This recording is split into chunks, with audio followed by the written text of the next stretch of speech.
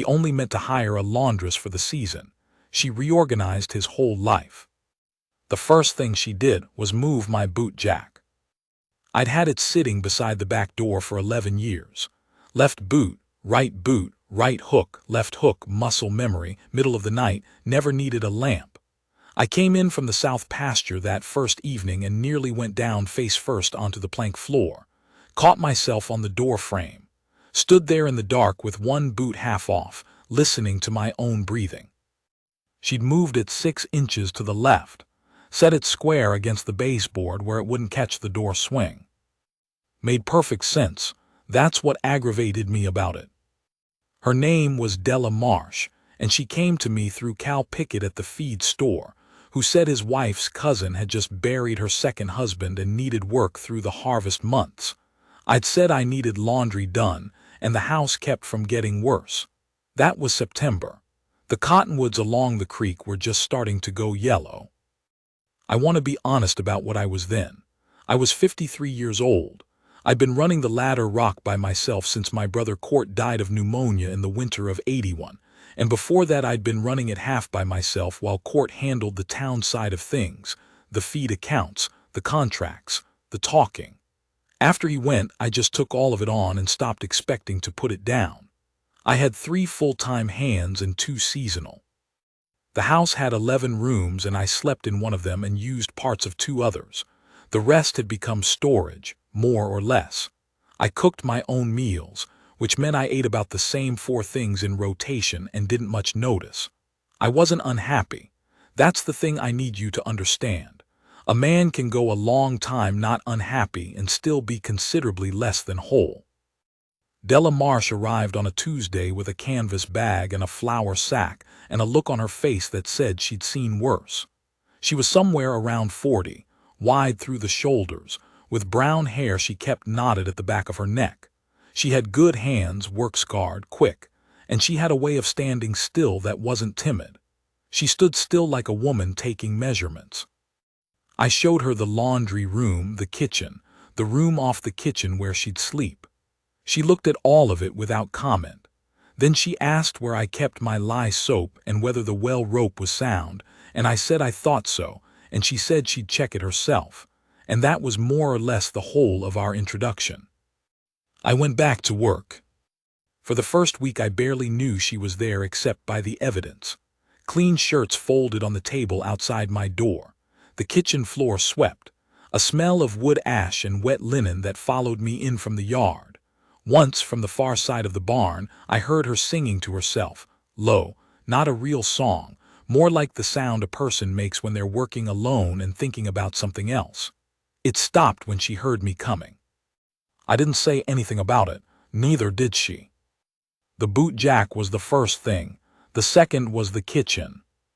She came to me on a Thursday evening while I was going over the feed account at the table, and she stood in the doorway and said, without preamble, that my flour barrel had weevils and my salt pork had turned, and if I wanted she could make me a list of what needed replacing before she could do anything useful with that kitchen. I said she wasn't hired to cook. She said she knew that. She said if I wanted to keep eating what I was eating, that was my own business. Then she waited. I told her to make the list. She did. I took it to town the following Monday and spent more than I'd planned and came back and set it all on the kitchen table, and she looked it over without thanking me and started putting things away. I watched her for about 30 seconds and then went back outside. I had a fence line down in the east draw, and I wasn't going to stand in my own kitchen watching a woman organize my salt. Except later that night she made supper. She didn't ask. She just made it beans and salt pork, proper this time, with cornbread, and she set a plate at the head of the table and left the kitchen before I came in. I ate standing up because I always ate standing up, and the food was so much better than what I'd been making for myself that I had to sit down for a minute after. Just sat there at the empty table, felt something, but I couldn't have told you what. October came and the work got heavier. We were moving cattle down from the summer pasture, which meant long days and cold mornings and men coming and going at all hours. My hands ate in the bunkhouse. I ate in the kitchen, usually after everyone else, still in my coat. Della left food on the stove with a folded cloth over it. She was never there when I ate. It was a kind of decency she had. She seemed to understand that a man who'd been running his own table for 20 years didn't necessarily want an audience for the transition. There was a night in the second week of October. I'd been out with Rafe and Curly since before first light, chasing 3 head that had gotten through a break in the fence line on the north side. We found them eventually, but Curly's horse threw a shoe, and I had to get him and the horse back to the barn before dark, and by the time I came in I was cold to the bone, and my hands were so stiff I could barely work the buttons on my coat. I got the coat off. Got my boots off, boot jack on the left where it belonged, and I came into the kitchen, and the stove was hot, and there was coffee, and there was soup.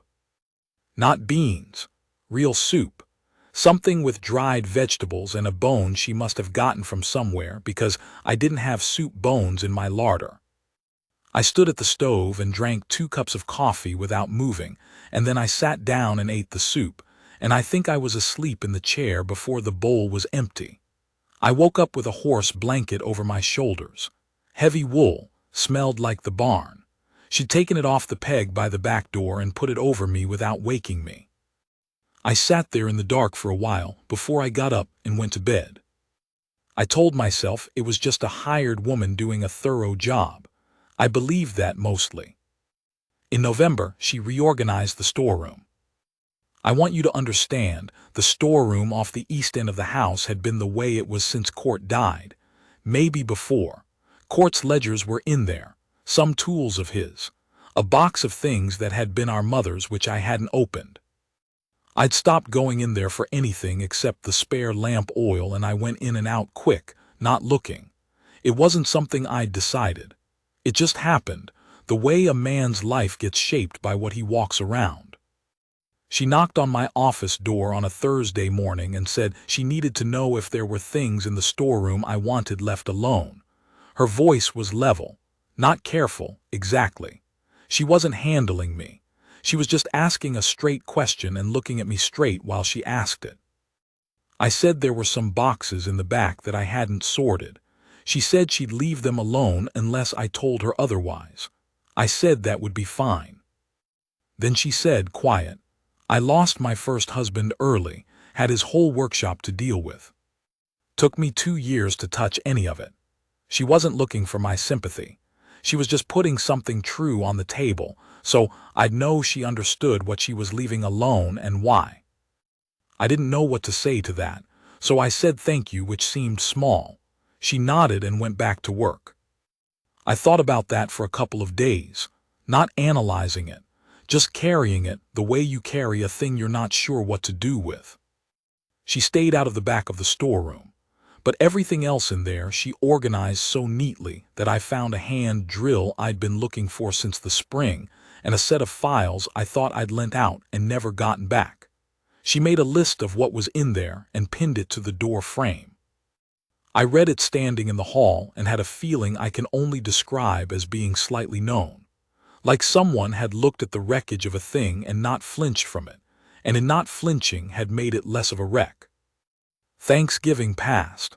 She made a proper dinner even though it was just me, and she ate at the other end of the table because I asked her to, which she did without making anything of it. We didn't talk much. We didn't not talk in an uncomfortable way. It was just 2 people sitting at a table, each in their own quiet. December was when I understood I was in trouble. She was washing the windows on the south side of the house. I could see her through the glass from inside my office, her back to me, her arms working in long strokes with a rag, her breath making small clouds in the cold. She'd brought a stool out from the kitchen to reach the high panes, and she was up on it, steady, not hanging on to anything, just balanced by her own sureness. The light was flat and gray, the kind of light that comes just before snow, and it sat on her in a way that made everything still. I sat at my desk for about 10 minutes doing no work at all. Then I got up and went out the back door and walked to the barn for no reason. I knew what it was. I'm not a young man who doesn't know his own feelings. I knew it, and I also knew the complications. She was hired help. She had a life somewhere, or would when the season ended. I was a 53-year-old man who had gotten so accustomed to his own company that even the thought of wanting something different felt presumptuous, like reaching for something that wasn't on my side of the table. I gave her a wide berth for a couple of weeks, kept to my office in the evenings, let the stove go cold more often. She noticed she was not a woman who missed things, but she didn't press. She kept on with the work and let me be. Which was its own kind of answer, I realize now. A woman not invested would have gone back to town. She stayed. Christmas was quiet. My nearest neighbor, Harlan Briggs, had me over for dinner, and I came back in the early evening to find Della sitting at the kitchen table with a letter and a cup of tea gone cold. She folded the letter when I came in, not quickly enough that I didn't see her face first. There'd been something in it that had worn on her. I hung up my coat and I didn't ask. I put the kettle on instead and made a fresh cup and set it in front of her and sat down across the table with my own. She said eventually that her daughter in Abilene was having a hard winter, a new baby, a husband who wasn't worth much in a crisis. I asked if she needed to go. She said she'd thought about it. Then she looked at me, just looked at me straight across the table, a flat, clear, considering look, and said, "I'd rather stay." Not because she needed the work. That was not what she meant, and we both knew it. I put my hands flat on the table. They're not young hands. They're scarred and roughed up from 30-some years of working cold land, and I'm not a man who's ever been ashamed of them. But in that moment, I was conscious of them in a way I hadn't been in a long time. Conscious of the whole fact of myself.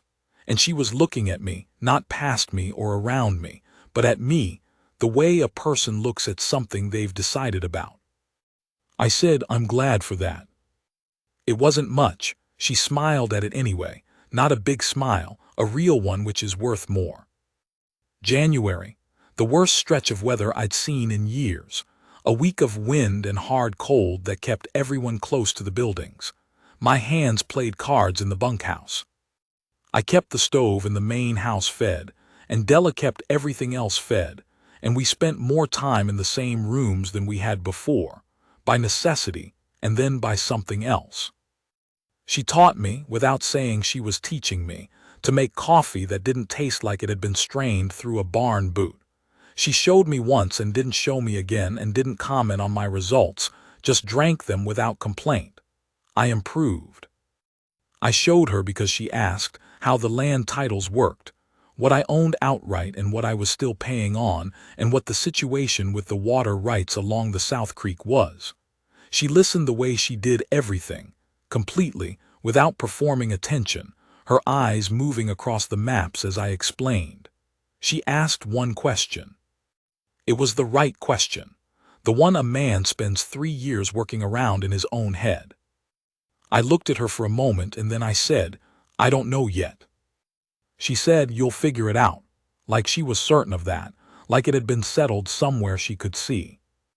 That was the first time in a long time a person's confidence in me felt like something I could put weight on. February brought a thaw and then a hard freeze again, and with it a problem I hadn't anticipated. The south pasture fence was worse than I'd thought. I'd need to rebuild a 300-yard stretch come spring, which I didn't have the men for and didn't quite have the money for, not cleanly. I sat at the kitchen table one night going over the numbers. Della was at the other end mending something by the lamp. She looked up once and saw my face. She said, "Do you want to talk through it, or do you need to be alone with it?" I looked up. She was watching me with the same direct, unstartled look she had for most things. I said, "Talk it through, I think." So she put down the mending and we talked it through. Not because she was a ranching woman, she wasn't particularly, but because she listened without agenda and asked the questions that a sensible person asks, and by the end of an hour I'd found a version of the solution I'd been circling without landing on. It was about sequencing. Doing the worst third of the fence first, before the spring work hit. I'd have the hands for it if I shifted Rafe's duties for 2 weeks. She said, "That sounds right." I said, I think so. She picked up the mending again. I looked at her for a moment, the lamp making a warm circle of her, the cold blue of the window behind her, the sound of the wind against the glass, and I thought, here is a person who has made my life more orderly and more sound than it has been in a long time.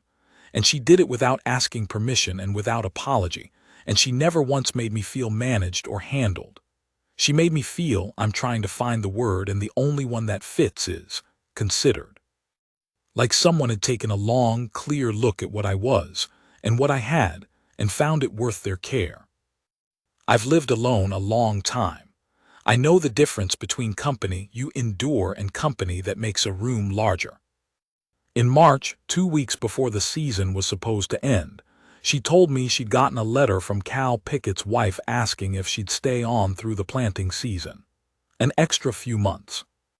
She told me this in the morning, standing at the stove, and she said it flat like a fact, but she watched me when she said it. Watched for something. I said, what do you want to do? She said, I'm asking what you want. The window above the sink had a smear of something on it, frost from the night before, or grease. I couldn't tell.